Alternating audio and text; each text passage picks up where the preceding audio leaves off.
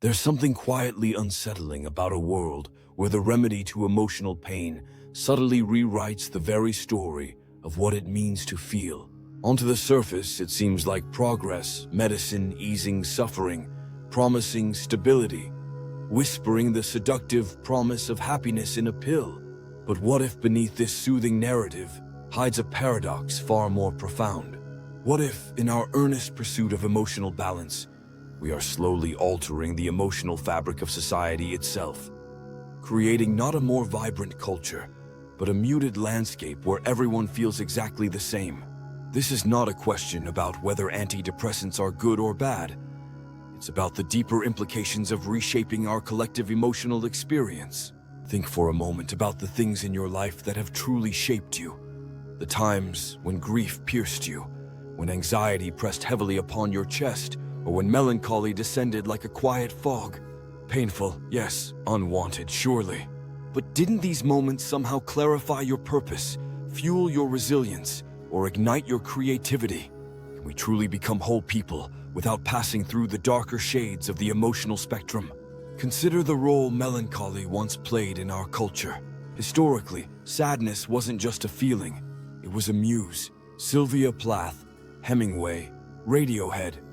How much art, literature, and philosophy blossomed precisely because sadness was allowed to breathe openly, deeply.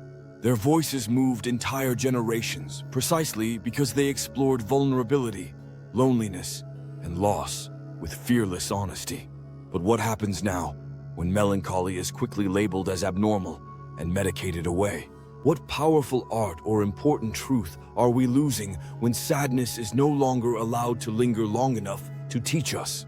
Today, pharmaceutical advertisements gently suggest that sadness or anxiety are unnatural states, flaws to be smoothed out, emotions we can and should correct. They offer emotional wellness as just another consumer product, and we buy in. But what if discomfort isn't always a flaw? What if it's sometimes a necessary signal? A quiet call from deep within urging change, growth, or awakening? By treating sadness as a product problem, are we becoming emotional consumers, forever reaching outward to buy our way out of discomfort, instead of reaching inward to listen? And what does this quiet conformity cost our creativity? Some artists, writers, and thinkers fear that the same medication that lifts emotional lows might also dull emotional peaks. When we chemically stabilize moods, might we inadvertently flatten the highs and lows essential for creative breakthroughs?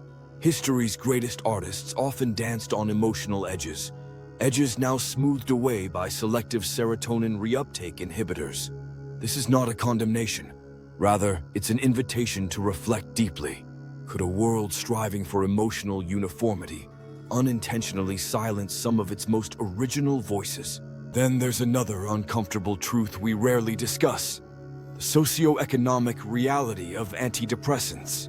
Medicine and therapy aren't equally available to everyone. For some, emotional relief is a privilege. For others, emotional pain remains a punishment. Are we inadvertently creating a biochemical class divide, where the wealthy access emotional peace through prescriptions, while the disadvantaged suffer stigma and exclusion for the same conditions? We've been here before. Society has long experimented with chemicals to tame emotional turmoil.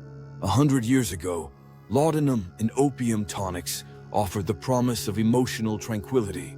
Are we unknowingly repeating history, swapping one chemical comfort for another, learning little along the way? It's worth pausing to reflect. Are antidepressants the modern echoes of yesterday's solutions? Institutions, schools, workplaces, even governments might quietly favor emotional conformity. A medicated population is predictable, compliant, easily managed. Could antidepressants sometimes serve as subtle tools of emotional control, rather than authentic paths toward mental health? This isn't a conspiracy, it's a quiet reality. Society tends to reward calmness, compliance, and productivity. Are we healing minds or managing emotions? Even more fundamentally, what does it mean to have a normal mind? Who defines normality? As we expand diagnoses, are we pushing more people towards unnecessary pharmacological solutions?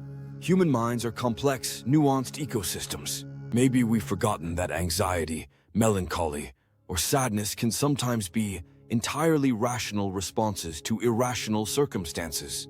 And perhaps most paradoxical of all, as antidepressant use skyrockets, loneliness does too. Our pills addressing emotional symptoms while leaving deeper wounds, fragmented communities, broken relationships, isolation, untouched and unhealed. Perhaps what we truly need are solutions beyond pharmaceuticals. Maybe what our hearts crave is reconnection, a restoration of authentic human bonds, rather than chemical numbing. Quietly beneath the mainstream radar, a movement grows advocating for alternative paths, psychedelic therapy, mindfulness practices, emotional resilience training. Voices rising gently but firmly suggest that emotional pain, vulnerability, even depression are not mere pathologies to be eradicated, but meaningful experiences integral to the full range of human life. They argue for a post-pharmaceutical culture where we learn not just to medicate, but to navigate and embrace complexity, where we integrate our wounds as profoundly valuable parts of our stories. And maybe that's the deepest paradox of antidepressants. In our determined pursuit of emotional stability, we might inadvertently silence something fundamental, our soul's unique voice, that quiet internal whisper that speaks in moments of struggle and sadness, urging us toward deeper truth, profound empathy, or real change. Have we placed the soul on pause even as we soothe the mind? In the end, the question isn't whether antidepressants have value. They clearly do. The question we must courageously face is deeper and harder. In our quest to eliminate discomfort, are we editing out crucial pieces of our humanity? Are we building a happier society, or simply a more comfortable one? Maybe, just maybe, it's time to look beyond the quick fix, to sit quietly with our sadness, our fears, our worries, and listen to what they truly have to teach us.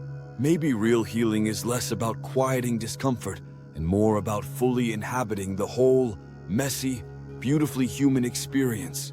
Light, dark, and all the subtle shades between.